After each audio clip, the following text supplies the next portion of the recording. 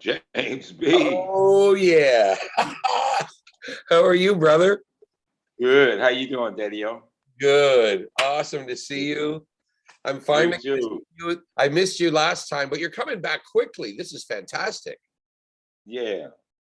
The idea of the Coltrane tribute was actually Frank's, and since I've got the young man playing with me, Isaiah Collier, who Rudy Van Gelder, who recorded all the Train's records, the last person he recorded before he passed was Isaiah Collier. Nice.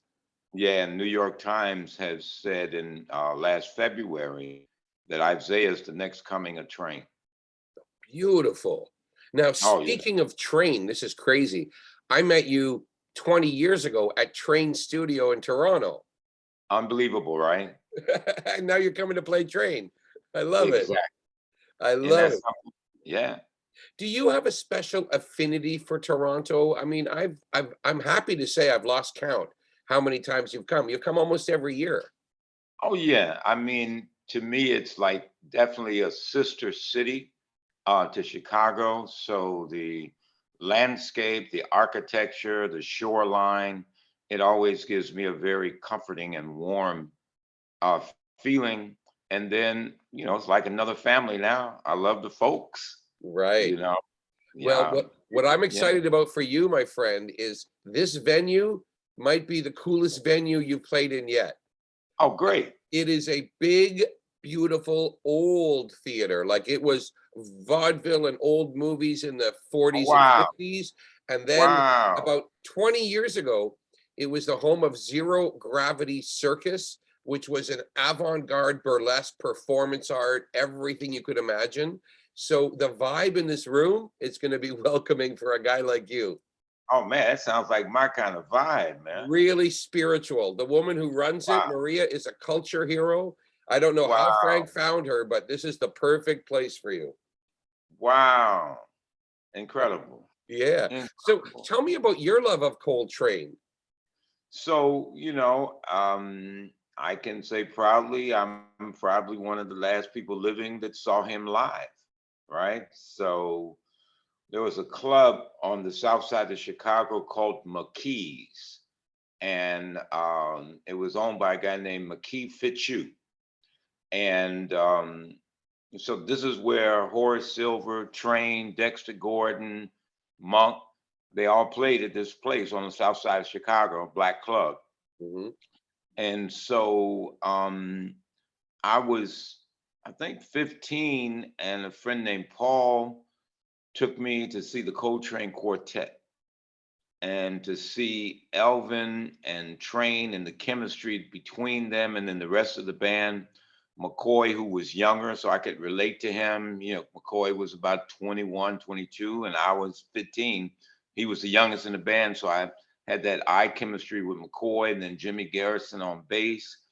It was like being in heaven on earth, and the energy of the connection that the music made to the people, and how uplifting the spirit force of that. I said, I got to do this. I want to be about that kind of work, and I pursued my whole life for that kind of energy. So I feel a very strong affinity to the mission of music with Coltrane.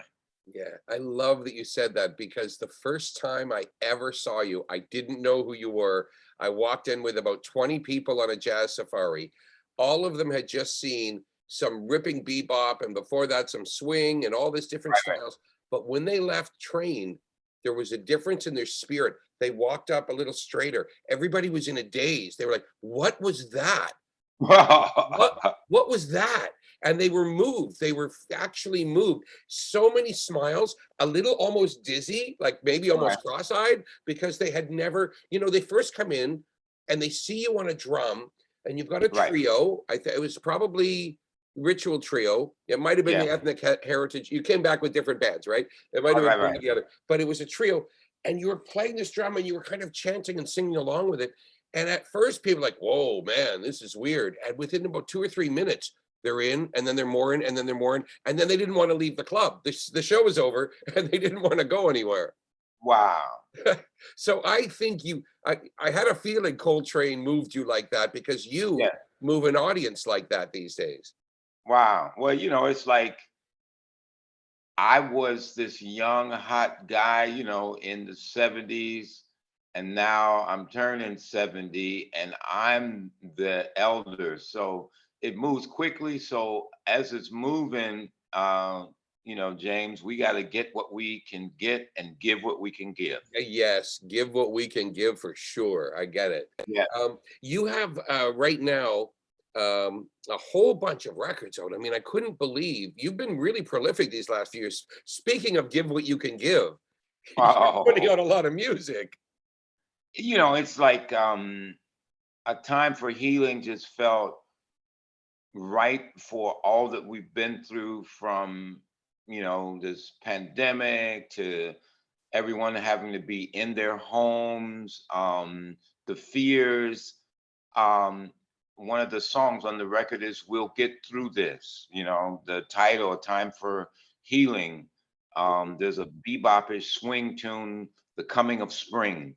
So I wanted to see if I could find in myself, against the images of pessimism, how do we internalize and then rebirth a feeling of optimism, because everything's cyclical. So as hard as these things are, just the law of physics says change is inevitable. So we have to see in our heart first. And so my work as an artist hopefully is to communicate something that has sustenance. And so that was the idea of that record. And then the one right before that, America the Beautiful, was almost like a loving satire of the reality of all of the issues of racism, social distrust, cultural intolerance. And in that record, I'm speaking to resolution, to what that can be. And America the Beautiful, The Guardian named it Record of the Year. I even had Herbie Hancock call me and say I beat out Keith Jarrett. So when stuff like that is going on, you must be doing something okay. That's right. Now you have such a long list of people that you have played with: Dizzy Gillespie, Stevie Wonder, Nina Simone, Paul Simon, Cannonball Adderley. Is there a moment that you can remember when you're on stage with someone, you're like, this is it? Is there an Oh, aha I mean, moment? all the time. I mean, it's like I remember it was a concert in Atlanta years ago with Stevie Wonder, and that cat is so prolific. I think the audience called out maybe 30 hits that they just kept wanting Stevie's songs. So in that moment, an audience of about 20,000 people, I was playing congas, and I'm looking out and said, "This is incredible." But I wish this cat could actually physically see, because we've been playing for 4.5 hours and he see this man is tired. But it was one of those pinnacle moments to say, wow, what a blessing. Then we were in Geneva, Switzerland with Dizzy, and he was such a showman. The band, we were supposed to play 9 to 11. We didn't get off the stage till 1:30. So man, my arms were tired, and I remember telling Dizzy, "I'm going to the hotel," and Dizzy said, "You're not going anywhere." I said, "Man, I'm tired. The gig was supposed to be over at 11." And so James Moody was playing saxophone, and he said, "Dig in, Moody. 3 weeks ago, he was talking about Mr. Gillespie. It's such an honor to be with you. Now he's talking about he's going in because he's tired." He said, "Man, shut up. Let me share with you what Bird gave to me. It's about living. It's about going and feeling it. Do you understand?" And then I thought, wow, I'm with Dizzy Gillespie. Yeah, you better go for a drink after the show with Dizzy Gillespie. Right. Exactly. Exactly. So you've got two shows at Redwood Theater. You've got two Coltrane tributes, different albums.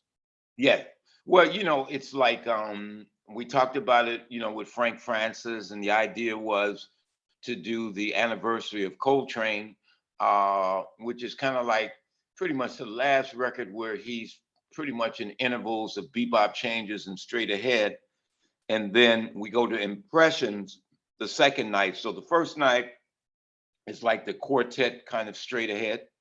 And the second night with Impressions is when he's starting to really deal with the circle of fifths and this multi-note kind of thing, and dealing with non-linear perspectives. It's still groove, but it's much more non-linear as the quartet grew. And Yeah. so it's kind of like straight ahead first night, train kind of free the second night. And I think we'll give the audience a nice journey of this legacy of this iconic spiritual musician. Beautiful. Well, I changed my flight. I was supposed to be out of town, but I am not missing you twice. I missed you Oh last man, time because a friend of mine had yeah, COVID and I didn't want to risk anybody because I was with them sure. and stuff. But this time I'm going to be there. Oh Looking man, forward to seeing you. And Frank Francis, he is a culture hero. He is a great oh, guy. I love that man for bringing you up here. what a sweet dude, right? Yeah. This is a really, really sweet dude. So Well, man, I look Toronto forward loves you. You're going to have a full house, my friend. oh, well, that's great. It's great. You know, the keyboard player, Justin Dillard, man, right now, this band and these young cats I'm working with, they just keep me going. They're such great musicians. So Toronto's in for a treat next weekend. Can't wait to see you. Thanks for your time. Oh, good to see you. See you next week. Right on. Thanks, Kahil. Bye bye.